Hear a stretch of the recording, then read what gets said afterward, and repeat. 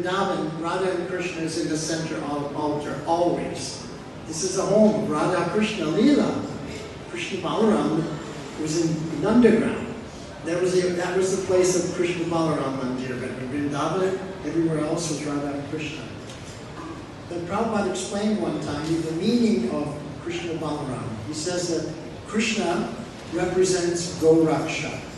He has his flute. He plays his flute. And with his flute, he herds the cows. How does he herd the cows with his flute? He just walks in front of them playing, and they all follow. Because they can't take his eyes off him.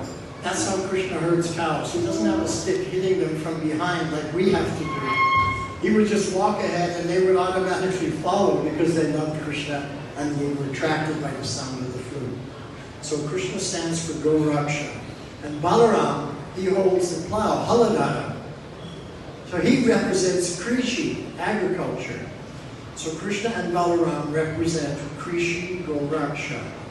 How to live according to Go Seva and Bhumi Seva. Living according to protecting the cows and getting all the milk products from the cows, and to grow our own food and be self-sufficient from the land. And Prabhupada also explained that the only way that people could become vegetarian was due to Krishi Gauraksha. When Krishi Gauraksha was established, people could stay in one place, grow their own food, have the milk products, and they could become vegetarian. Because without Krishi Gauraksha, you have to go hunting, and then you would eat non-veg. So Krishi Gauraksha was for vegetarian diet, and it was the diet for all devotees of Radha and Krishna, and all of the Vishnu avatars. So why Krishna Balaram were in the center altar? Because Prabhupada had remarked at that time, he was beginning to remark more and more about Daivi Varnashram.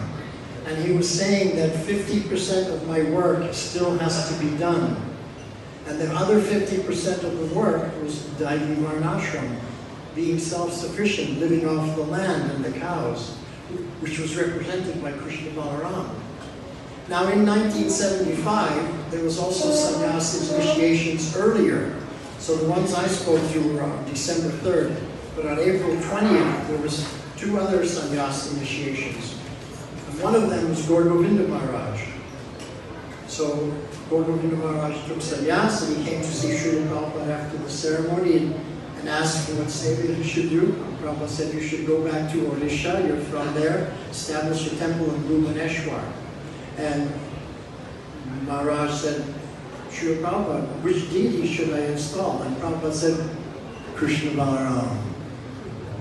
Then, one of the GBCs, before they were going to leave after the Vrindavan festival was over, and everyone was going to go back to the West, the GBC from France came to see Prabhupada. His name was Bhagwan Das. He said, we just required some land outside of Paris. Really wonderful, big land, and we want to establish a temple there. Prabhupada said, yes, you must establish a temple. You have my blessings. Which deity should we install? Krishna Balaram. So all of a sudden, starting from 1975, Prabhupada wanted everyone to establish Krishna Balaram deities because they represented Krishi Gauraksha. And by worshipping Krishna Balaram, we would understand Krishi Gauraksha, and we would understand Daivi Varnashram. And he wanted us to live this way. He wrote that we should not be dependent on the ugra karma activities of the demons, the corporations, for the maintenance and support, for our well-being, for our food. We should become independent, self-sufficient. So he wanted everyone to establish Krishi Gauraksha, independent farm communities. And it was spearheaded here first from Vrindavan Dham in 1975, and Prabhupada established first Krishna Balaram Mandir, and then established all others around the world. Srila Prabhupada ki jai!